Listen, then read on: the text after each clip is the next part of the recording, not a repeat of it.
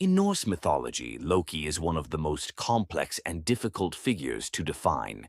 He does not fit neatly into categories of good or evil, order or chaos, god or giant. Instead, Loki exists between these states. According to the Poetic Edda and the Prose Edda, the two primary sources of Norse myth that survive today, Loki is the son of the giant Farbauti, whose name can be translated as dangerous striker, and the mother Laufey, also known as Nal. This parentage places Loki among the Jotnar, a group often translated as giants, but better understood as beings of nature, chaos, and primordial forces. The Jotnar are not always enemies of the gods. They represent wilderness, unpredictability, and the untamed world beyond human settlement. Loki's origins, therefore, tie him not to civilization or order, but to the natural forces that exist outside control. Despite this, Loki lives among the Æsir, the primary group of Norse gods in the realm of Asgard. He eats with them, travels with them, and speaks freely in their halls. This alone makes Loki unusual. Unlike Thor, who represents strength and protection, or Odin, who represents wisdom and authority, Loki has no single domain. He is not a god of war. He is not a god of fertility. He is not a god of death. Instead, Loki embodies intellect, adaptability, and transformation. In many myths, Loki is described as clever, quick-thinking, and highly persuasive. He understands language deeply. He knows how words can shape outcomes. Where others rely on force, Loki relies on timing, negotiation, and insight into human and divine nature. One of Loki's defining characteristics is his ability to change form. He shifts into animals, changes his appearance, and even changes gender in certain myths. These transformations are not treated as shocking within Norse mythology. Instead, they reflect an important cultural idea, that identity is not fixed, and that adaptability is a form of power. In the Norse worldview, the universe is not stable or permanent. Everything changes, everything ends. Loki mirrors this reality. He is the god, or figure, that reminds the gods themselves that certainty is an illusion. Importantly, Loki is not consistently malicious. In many stories, he helps the gods recover stolen objects, solve impossible problems, or escape dangerous situations. At the same time, he often creates the very problems he later resolves. This pattern appears again and again. Disruption followed by repair. From an educational perspective, this reflects a Norse understanding that growth often requires disruption. Loki's role is not to destroy the cosmos, but to challenge it, forcing adaptation and change. This makes Loki neither a villain nor a hero in the modern sense. He is a liminal figure, existing at thresholds, between worlds, between identities, between outcomes. Loki's personality is also deeply curious. He asks questions others avoid. He pushes boundaries quietly, sometimes too far. But curiosity itself is not portrayed as evil. In Norse culture, curiosity and knowledge were valued even when they carried risk. Loki's intelligence, however, is not purely academic or philosophical. It is practical, situational, reactive. He understands consequences, but he is willing to approach them from unexpected angles. Because of this, the gods often tolerate Loki even when they do not fully trust him. They understand that his presence adds flexibility to their world. Without Loki, the system becomes rigid, and in Norse mythology, rigidity leads to collapse. Another important aspect of Loki's character is his relationship to fate. The Norse believed that fate, often called weird, was woven by the Norns and could not be avoided. Loki does not attempt to escape fate. Instead, he moves within it, sometimes accelerating it, sometimes delaying it, but never denying its existence. This makes Loki a figure of awareness. He seems to understand, perhaps more than the other gods, that endings are inevitable, and because of this understanding, he does not cling to permanence. In a calm, educational reading, Loki can be understood as a symbol of mental flexibility, adaptation, and the acceptance of change. He is unsettling not because he is evil, but because he refuses simplicity. As the night deepens and the story of Loki's origins settles, it becomes clear that he is not an outsider by accident. He is an outsider by design. He exists to remind the gods and the listener that the world is always shifting and that wisdom often begins where certainty ends. You can now allow this understanding to rest quietly as the story continues into Loki's relationships with the gods. Within the Norse pantheon, Loki occupies a position that is unusual and often difficult to categorize. He is not formally counted among the Æsir by birth, yet he is repeatedly present in their most important myths, journeys, and decisions. This presence suggests that Loki's role is not accidental. Instead, he functions as a connective figure, linking different realms, different ways of thinking, and different approaches to power. One of Loki's most significant relationships is with Odin, the All-Father. According to the sources, Loki and Odin are bound by a blood-brother oath. In Norse culture, such an oath carried immense weight. It implied mutual loyalty, shared responsibility, and deep trust. This bond helps explain why Loki is allowed to remain in Asgard. Despite his disruptive tendencies, Odin is a god of wisdom, knowledge, and foresight. He understands that insight often comes from tension, from voices that challenge the dominant view. Loki provides that challenge, where Odin plans carefully and patiently. Loki responds quickly and creatively. Their relationship reflects two forms of intelligence: long-term strategy and immediate adaptability. Odin seeks wisdom through sacrifice, travel, and contemplation. Loki seeks understanding through observation, conversation, and experimentation. Together, they represent complementary approaches to navigating an uncertain world. Loki's relationship with Thor is equally important, though very different in nature. Thor is defined by strength, directness, and action. He protects the gods and humanity through force and courage. Loki, by contrast, rarely uses physical strength. He relies instead on language, negotiation, and clever solutions. In many myths, Thor and Loki travel together. These journeys often follow a pattern. A problem arises. Thor responds with power, and Loki responds with strategy. Sometimes Loki's actions complicate matters. Sometimes they resolve them.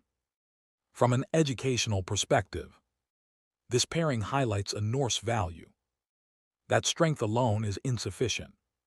Without intelligence, Thor and Loki together illustrate balance, action tempered by thought. Loki also interacts with other gods, including Heimdall, Frigg, and Tyr, though often in more subtle ways. Heimdall, the watchman of the gods, is associated with vigilance and order. In some myths, Heimdall and Loki stand in opposition, a symbol of awareness confronting unpredictability. Frigg, associated with foresight and domestic order, often appears as a stabilizing presence. Within Asgard, Loki's interactions with her are limited but significant. They reflect the contrast between planning and improvisation, between structure and spontaneity.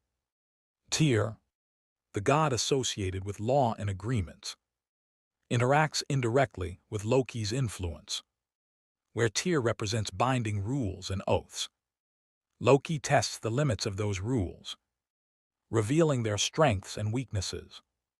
Across these relationships, a pattern emerges. Loki is not the strongest god. He is not the wisest in a traditional sense. He is not the most respected, but he is necessary.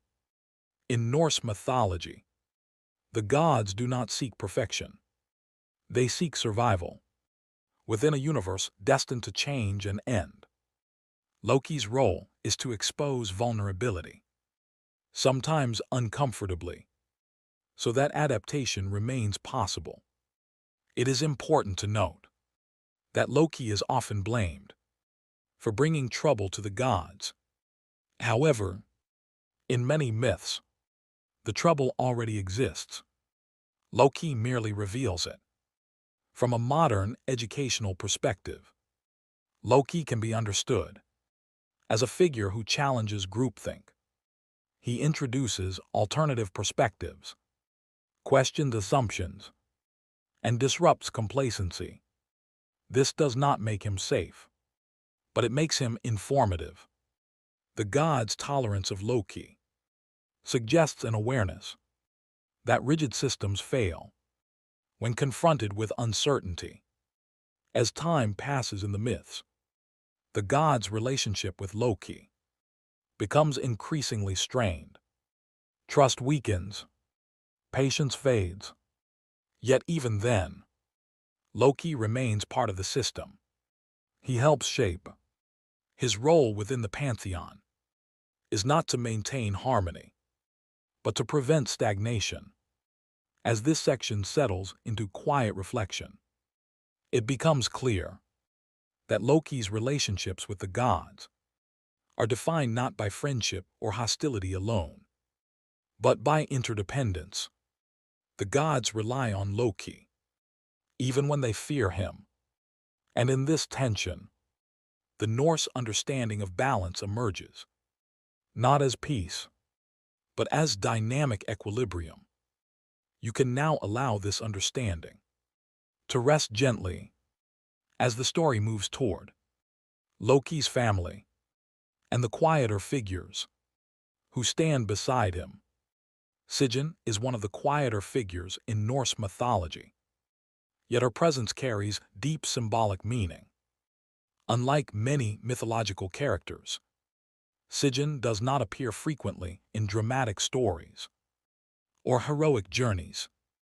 Instead, she appears in moments of stillness, patience, and endurance. According to the Prose Edda, Sigyn is the wife of Loki and the mother of his sons, named Narfi or Nari, depending on the source. Very little is said about Sigyn's origins. She is not associated with a specific realm, power, or natural force. This absence of detail is important. Sigyn's significance lies not in action, but in presence. Her name is often translated as victorious friend or faithful companion. These translations suggest a role defined by loyalty, rather than authority or strength. In Norse culture, loyalty was not understood as passive obedience.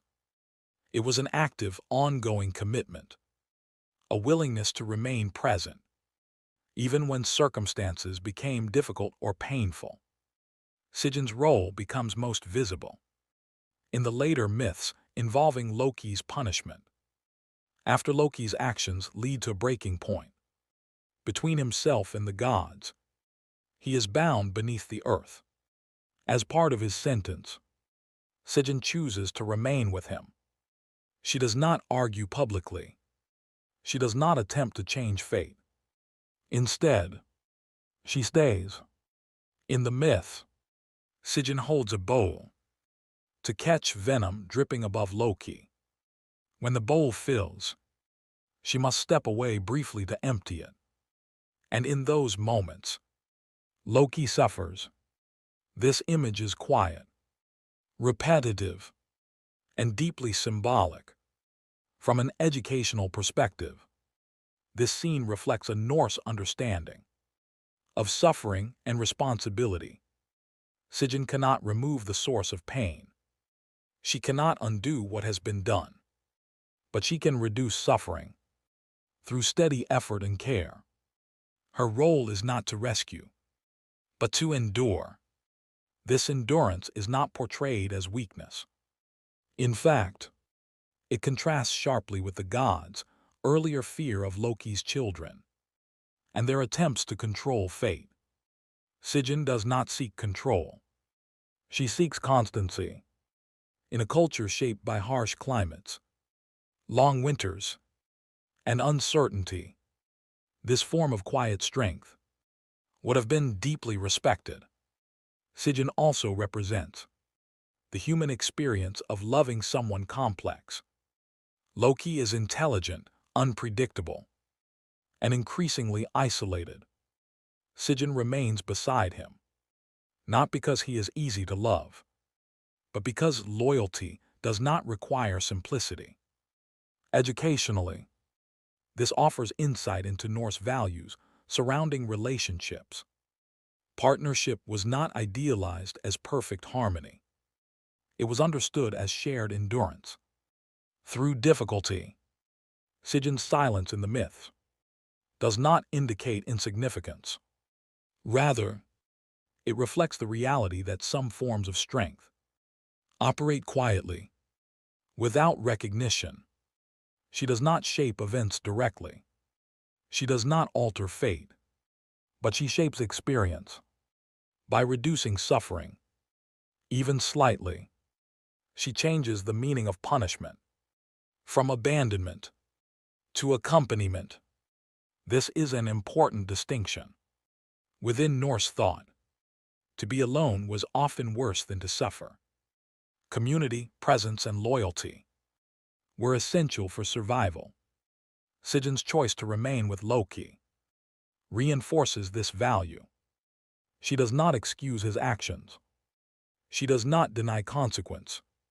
She simply refuses to abandon. From a calm, reflective perspective, Sigyn can be understood as a symbol of emotional steadiness within a world defined by change. Where Loki represents transformation, Sigyn represents continuity. Together, they embody two necessary aspects of existence: movement and stillness. As this section settles into quiet reflection, Sigyn's story invites rest rather than judgment. Her presence is gentle, her strength is patient, and her role in the mythology reminds the listener that endurance itself can be a form of wisdom. You can now allow this understanding to rest calmly as the story moves outward into the natural world, toward Loki's children and the forces they represent. Fenrir is one of the most powerful and symbolically rich figures in Norse mythology. He is the son of Loki and the giantess Angabotha, whose name can be translated as she who brings grief, or the one who foretells sorrow. Fenrir is not born as a monster. In the earliest stories, he is simply a wolf, growing, learning, and existing according to his nature. However, from the moment Fenrir is known, the gods are aware of prophecy. In Norse mythology, prophecy is not speculation. It is certainty. The gods learn that Fenrir will one day play a role in the destruction of the world during Ragnarök. This knowledge shapes every interaction they have with him. Educationally, this is important to understand. Fenrir is feared not for his actions, but for his potential. The gods choose to raise Fenrir among themselves. In Asgard, as he grows, his size increases rapidly. Only the god Tyr, associated with law, honor, and agreements, is willing to approach him without fear. This detail is significant. Tyr represents trust, and Fenrir responds to trust calmly. The gods attempt several times to bind Fenrir with chains, presenting the act as a game or test of strength. Each chain fails. Finally, the gods commission the dwarves to create a binding called Gleipnir. Unlike previous chains, Gleipnir is thin, light, and deceptively gentle. It is made from impossible materials, including the sound of a cat's footsteps and the breath of a fish. From an educational perspective, this reflects Norse poetic symbolism, the idea that the strongest restraints are often invisible. Fenrir senses deception and agrees to be bound only if one of the gods places a hand in his mouth, as a sign of good faith. Tyr accepts when Fenrir realizes he has been deceived and cannot break free. He bites down, and Tyr loses his hand. This moment is often told dramatically, but at its core, it is about broken trust. Fenrir does not lash out randomly. He responds to betrayal. After this, Fenrir is bound in a remote place, often associated with deep forest and distant, quiet landscapes. Here, Fenrir waits. From a symbolic standpoint, Fenrir represents several Norse ideas at once. He embodies uncontrolled growth, the fear of power exceeding boundaries, and the danger of attempting to prevent fate. The gods bind Fenrir to avoid prophecy, yet in doing so, they ensure its fulfillment. This reflects a central Norse theme that attempts to control destiny often contribute to its arrival. Fenrir is not portrayed as evil. He is portrayed as inevitable. His silence while bound is as important as his eventual role in Ragnarök.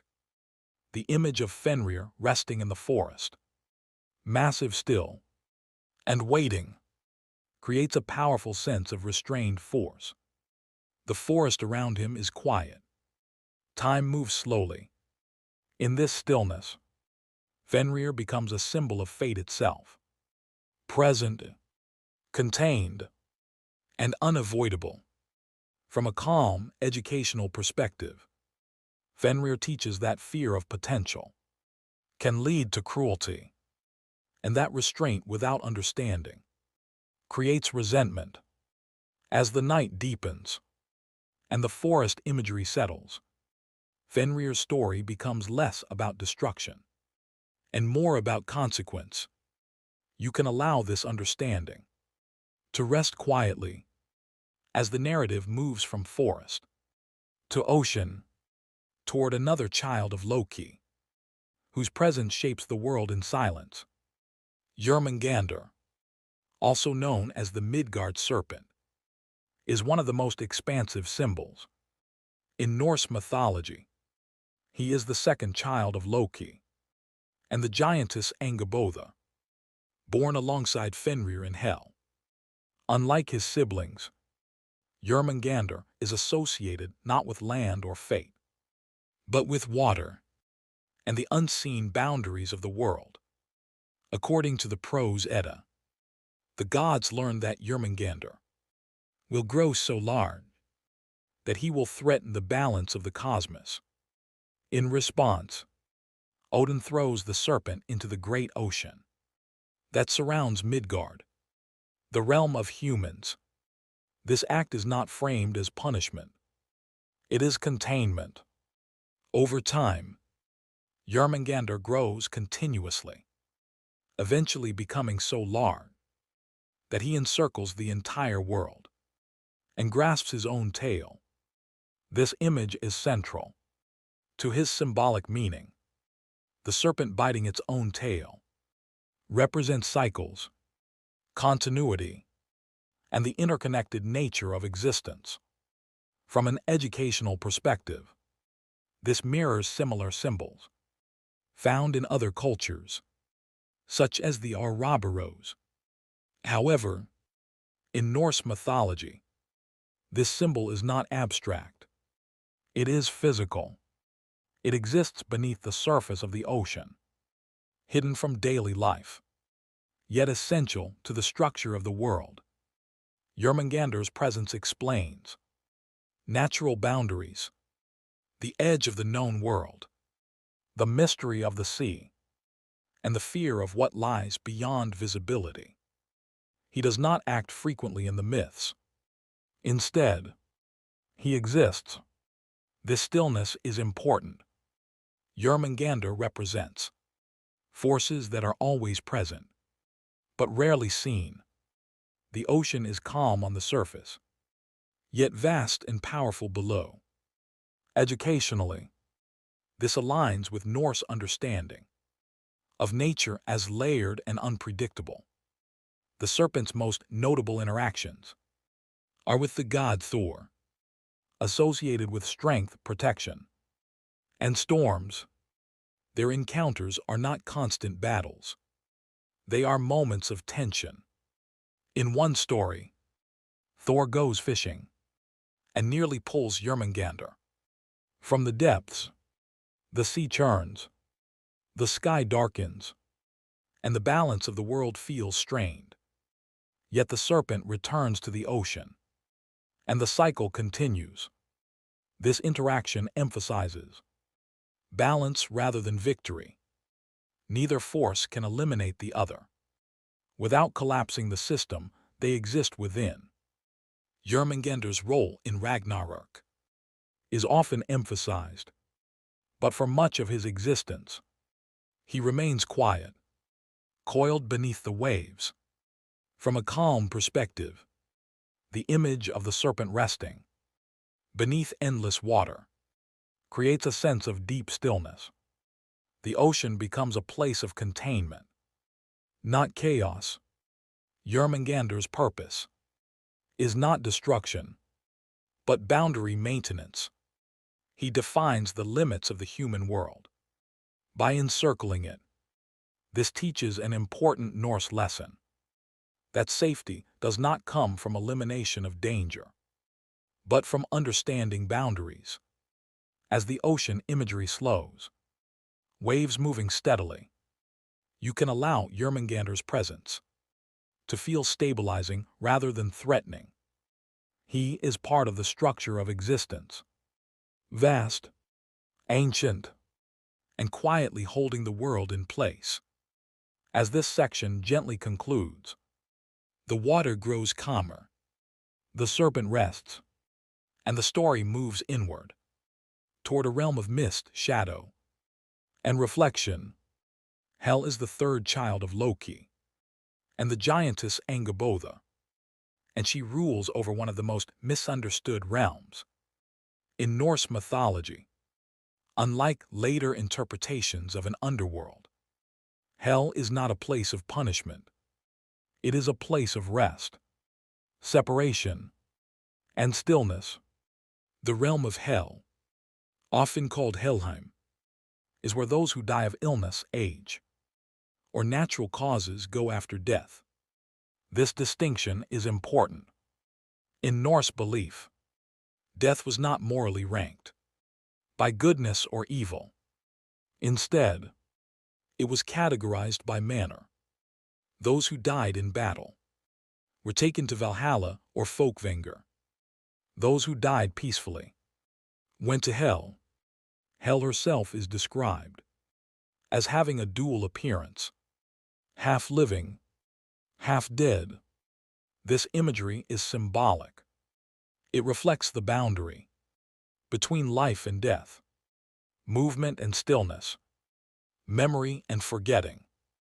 Educationally, Hell represents acceptance rather than fear. She does not judge the dead. She receives them.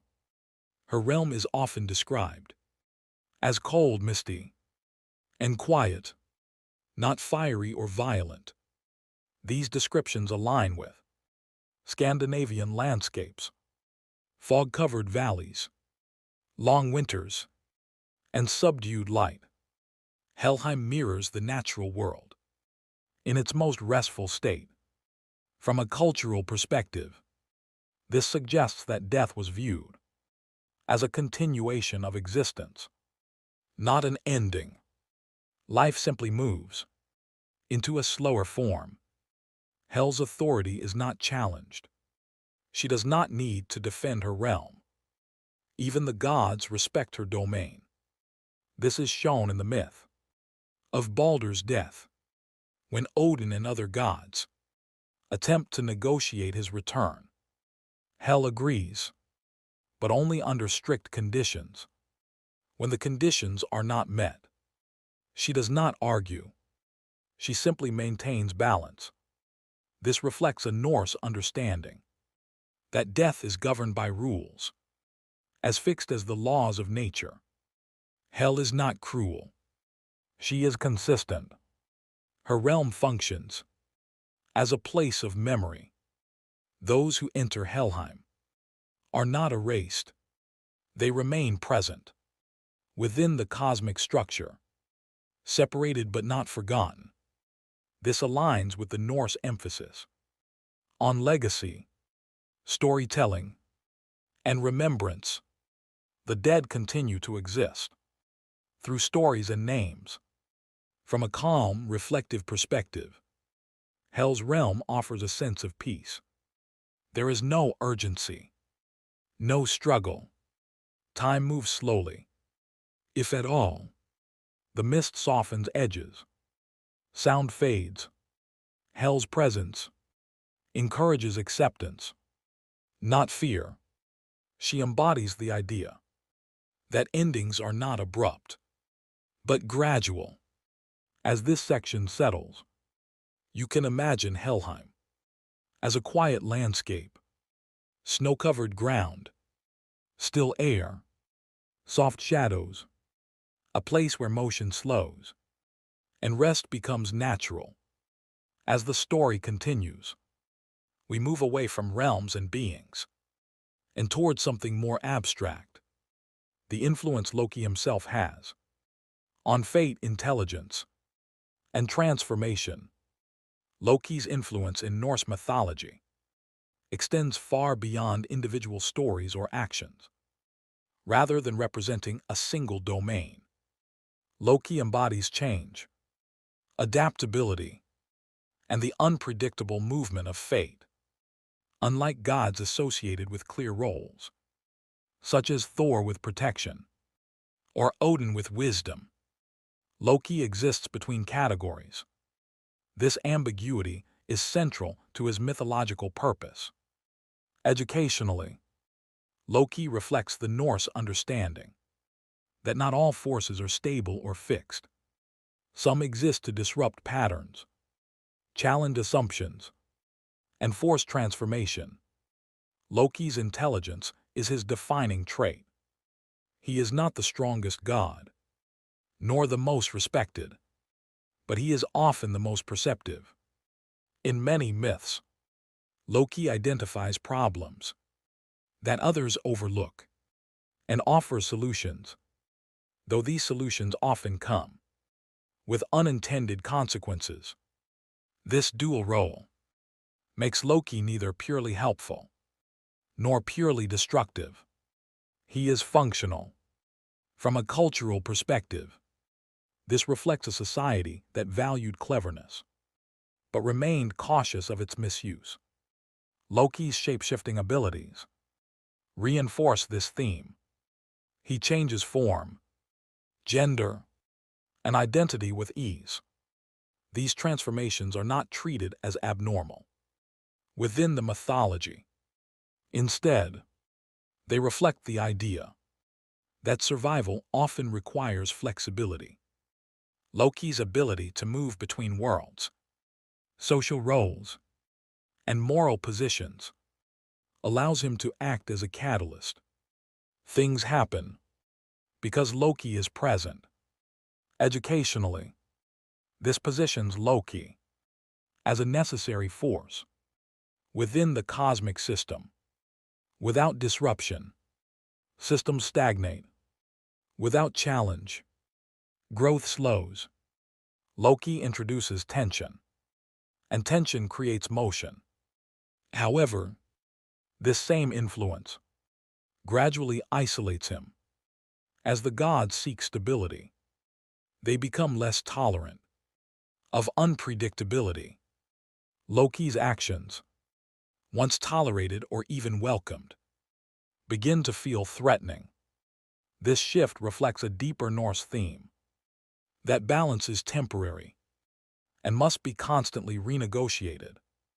Loki's eventual punishment is not only a response to a single act, but to accumulated unease. He becomes a symbol of what happens when adaptability is no longer trusted. Yet even in restraint, Loki continues to influence fate. His children, Fenrir, Jörmungandr, and Hel, each embody consequences that cannot be undone. Educationally, this suggests that ideas, once introduced, cannot simply be removed.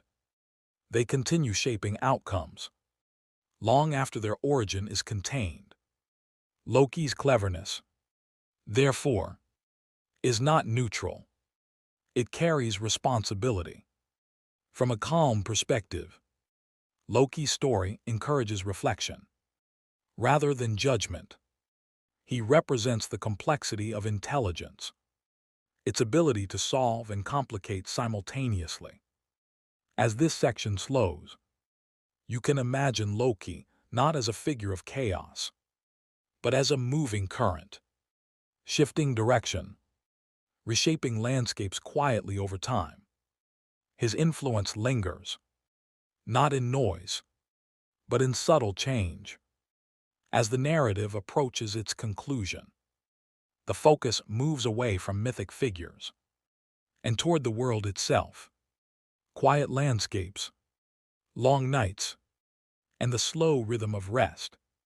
As the stories of Loki and his children settle into quiet understanding, the focus gently shifts away from individuals and toward the world they inhabit. Norse mythology is deeply connected to landscape, mountains, forests, oceans, and long stretches of night shape not only the environment, but the worldview of the people who told these stories. The gods and beings you have encountered are not distant abstractions.